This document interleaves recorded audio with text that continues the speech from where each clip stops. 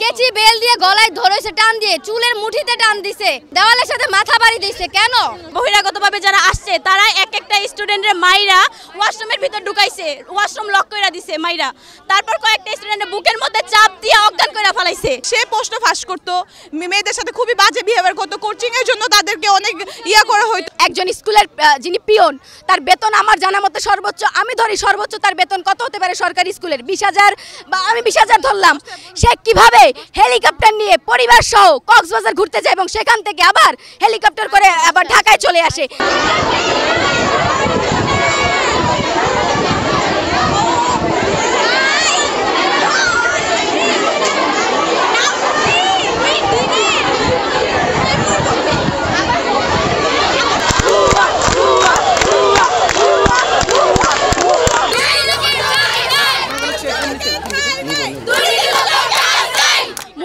ছিল 3টা টিচারের পদত্যাগ। যে 3টা টিচারের পদত্যাগ ছিল তারা হচ্ছে নামবে না, তারা পদত্যাগ করবে না।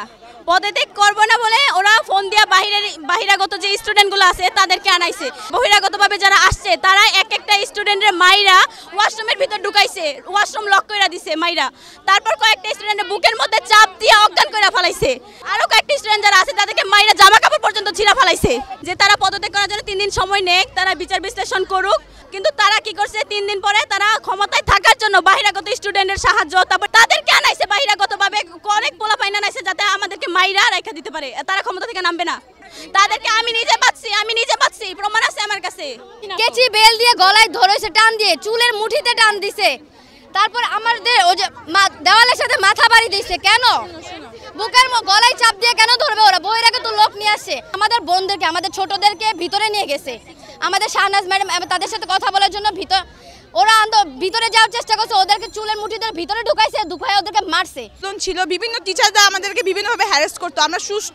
আমরা সাধারণ একটা আন্দোলন করতে চাইছি যাতে আমাদের যে টিচারগুলো দুর্নীতি করতো তারা যাতে নেমে যায়। তারা তো সেটা করেনি। আমাদের সাথে বাজে বিহেভিয়ার, আমাদেরকে টিসি দেওয়ার হুমকি, প্লাস আমাদেরকে মাইরও খাওয়ানো হয়েছে।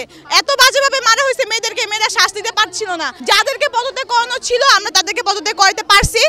এখন এটাই আমরা জাস্ট এখন বিচার চাই যারা আমাদের সাথে খারাপ বিহেভিয়ার করছে। কি আছে, ছোট বোনরা ওরা এখানে অনুপস্থিত, ওদেরকে ঠিকমতো বাসায় পাঠিয়ে দেওয়া হয়েছে। যার যার চিকিৎসা দরকার তাকে হসপিটালে পাঠানো হয়েছে। আর যেটা হচ্ছে, আমরা গত মঙ্গলবার 4টা দাবি দিয়েছিলাম। 4টা দাবি আমাদের খুবই যুক্তিযুক্ত ছিল, প্রমাণ সহ। কিন্তু আমাদের যিনি প্রিন্সিপাল ছিলেন, খুবই লজ্জার সাথে এটা বলতে হচ্ছে যে আমাদের প্রিন্সিপাল সেদিন আমাদের পাশে দাঁড়াননি, দাঁড়িয়েছেন দালালদের পাশে। ভাইস প্রিন্সিপাল মানে কি বলে গৌতম চন্দ্রপাল, সে প্রশ্ন ফাঁস করতো, মেয়েদের সাথে খুবই বাজে বিহেভিয়ার করতো, কোচিং এর জন্য তাদেরকে অনেক করা হইতো, মানে কোচিং এর জন্য তাদেরকে অনেক বেশি প্রেশার আপ করা হইতো। যদি কেউ কোচিং না করতো তাদেরকে বাজেভাবে বুলি করা হইতো, ক্লাসে বুলি করা হইতো, বাইরে বুলি করা হইতো। তাছাড়া আমাদের স্কুলে একটা ইংলিশ টিচার, তার নাম হচ্ছে হোসেন স্যার, তিনি আমাদের সাথে আরো বাজে বিহেভিয়ার করতো। আমরা দাবি চেয়েছি, কিন্তু আমরা যখন প্রিন্সিপাল আর আমাদের যে অ্যাসিস্ট্যান্ট টিচার উনি যখন পদত্যাগ করেছে, তারপরে যখন আমরা অন্যান্য টিচারদের আনতে গিয়েছি, তখনই যে তারা বাইরে থেকে মানুষ এনে আমাদের উপর অ্যাটাক করেছে। এটা কেন করবে? আমরা যদি স্কুলে নিরাপদ না থাকি, আর আমাদের উপর যখন অ্যাটাক করা হয়েছে, আমার ফ্রেন্ডকে এত বাজেভাবে তার বুকে প্রেস করেছে, সে শ্বাসকষ্ট হয়ে যাচ্ছিল, সে শ্বাস নিতে পারছিল না। তাকে যে রুমে নিচে শুয়ে পড়েছে, সেন্সলেস হয়ে গেছে। আমাদের শিক্ষকরাই আমাদের নিরাপত্তা দিতে পারছে না। তাদের আমরা পরিচয় জিজ্ঞাসা করছি যে তারা কে, তারা পরিচয় দিতে পারেনি। আমি খুবই অবাক হয়ে গেলাম, প্রিন্সিপাল ম্যামের পাশে তার একটা শিক্ষার্থী সেন্সলেস হয়ে আছে, উনি ফোন দেখতেছে, উনি ইভেন পানি অফার করেনি। আমরা টিচারদের সাথে শান্তিপূর্ণ কথা বলতে চেয়েছি, আমাদের প্রবলেমসগুলো জানাতে চেয়েছি। তারা বাইরের থেকে লোকে না আমাদেরকে মার খাওয়ানো হয়েছে। এটা কেন করবে? আমাদের স্কুলে তো আমাদের জন্য সেফ না, বাইরে কি সেফ থাকবো? দুর্নীতির উদাহরণ চাচ্ছেন যে আসলে কলেজে কি দুর্নীতি হচ্ছে? বড় বড় দুর্নীতির কাছে আমি যাচ্ছি না, আমি ছোট একটা দুর্নীতি দিচ্ছি। আমাদের স্কুল ড্রেসের এই যে ব্যাচ বিক্রি করে, এটা আমাদের শিক্ষকরা 2 টাকা করে কিনে আনে, যেটা আমরা কিনে 50 টাকা। কিন্তু তার থেকেও লজ্জার ব্যাপার হচ্ছে এই ব্যাচ বিক্রি করে একজন স্কুল কলেজের দারোয়ান। তাহলে দেখেন, এবং সেটা বিক্রি করে একজন পিয়নের আদেশে।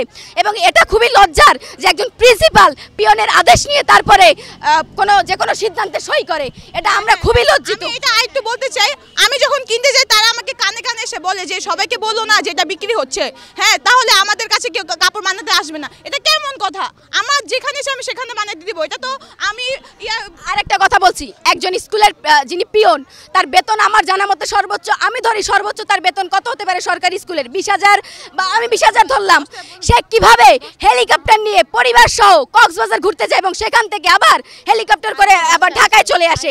এটা আসলে, আর তার যে সম্পত্তি, ওই পিয়নের নাম হচ্ছে সবুজ মিয়া। তিনি সবুজ হোসেন নানা ধরনের দুর্নীতির সাথে যুক্ত। তার হচ্ছে রেজাল্ট করার সময় টাকা খাওয়া, ভর্তি করার সময় টাকা খাওয়া, দেন হচ্ছে আরো নানা ক্ষেত্রে সে টাকা খায়। কোনো কিছুর জন্য তার কাছে হেল্প চাইতে গেলে কোনো কিছুর জন্য হেল্প চাইতে বলে কি এটার জন্য এত টাকা লাগবে, মোটা অঙ্কের টাকা। তাকে টাকা না দিলে কিছুই করা যাবে না।